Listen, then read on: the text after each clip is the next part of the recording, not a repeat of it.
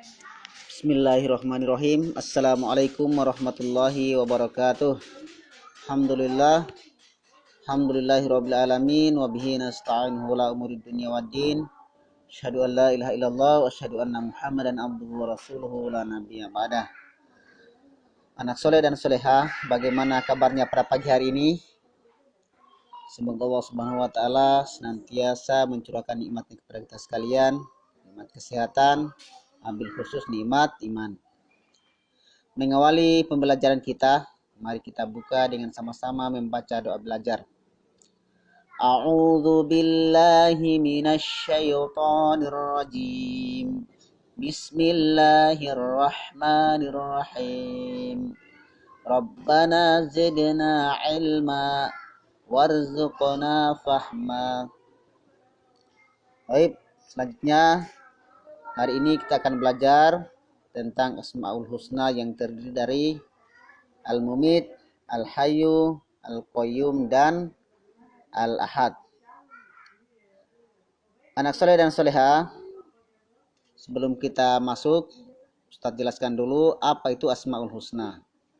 Jadi, Asmaul Husna itu berasal dari bahasa Arab yang merupakan gabungan dari dua kata.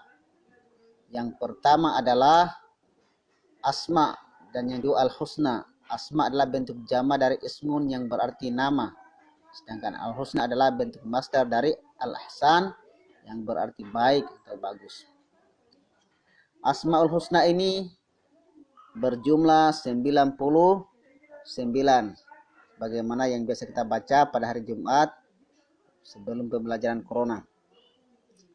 Baik, yang pertama adalah Al-Mumit. Al-Mumit juga berasal dari bahasa Arab yang artinya adalah yang maha mematikan. Kata Al-Mumit berakar dari kata maut yang berarti mati. Dengan memperkenalkan dirinya sebagai Al-Mumit, Allah ingin menegaskan bahwa dialah pemegang kematian bagi seluruh makhluknya. Jika Allah Subhanahu wa taala sudah memutuskan kematian bagi seseorang, maka tidak ada seorang pun yang mampu menahannya. Al-Mumit artinya bahwa Allah Maha mematikan yang hidup sesuai dengan ketentuannya. Dialah yang Maha menciptakan, menghidupkan, dan mematikan makhluk ciptaannya. Semuanya tunduk pada ketentuannya dan tidak ada satupun makhluk yang mampu menghindar dari kematian yang sudah ditentukan Allah Subhanahu wa taala. Yang kedua adalah Al-Hayyu. Al-Hayyu juga ini berasal dari bahasa Arab yang artinya adalah yang maha hidup. Jadi Al-Hayyu ini adalah kebalikan dari Al-Mumit. Oleh karena itu Allah Subhanahu wa taala tidak sama sekali tidak sama dengan makhluk ciptaannya. Karena hidupnya makhluk dengan nyawanya terbatas. Karena kapan Allah sudah berkehendak, maka dia bisa mengambilnya kapan saja. Anak soleh dan soleha, Al-Hayyu juga yaitu menegaskan kepada kita bahwa Allah Subhanahu wa taala yang maha hidup, yang memberi kehidupan kepada seluruh makhluknya. Dialah yang memiliki kehidupan secara mutlak, tidak bergantung pada siapapun dan tidak dibatasi apapun, sebagaimana kehidupan makhluknya.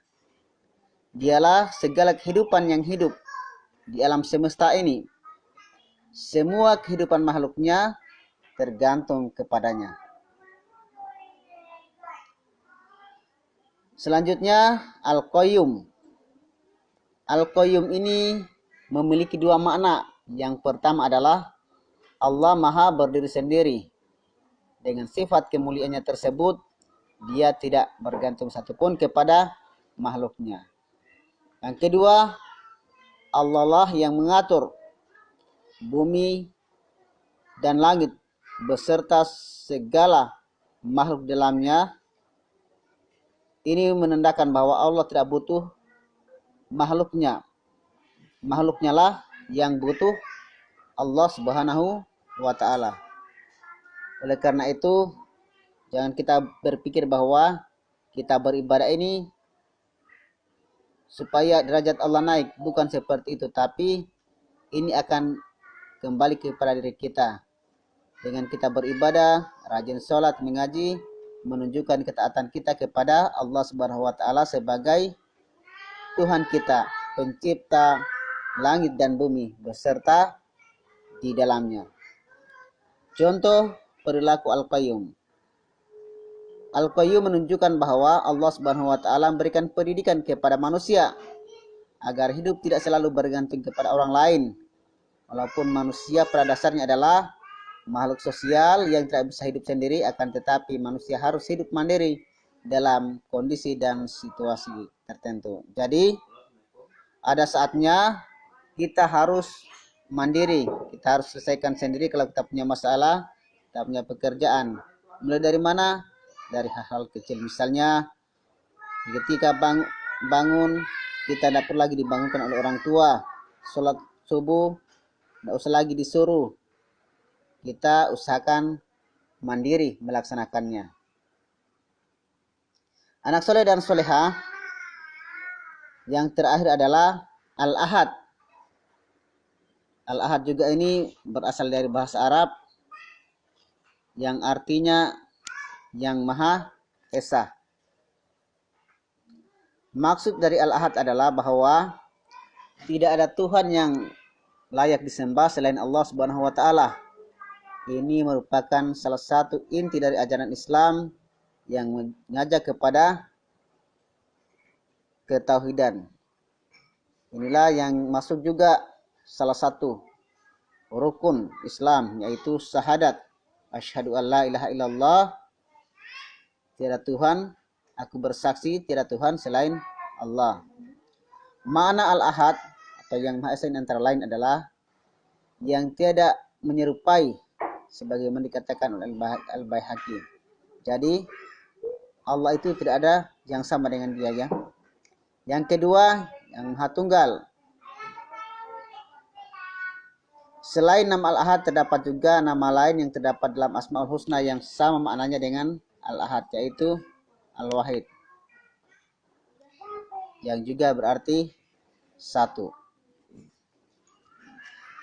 Anak soleh dan soleha, itulah tadi 4 Asmaul Husna yang kita pelajari pada hari ini.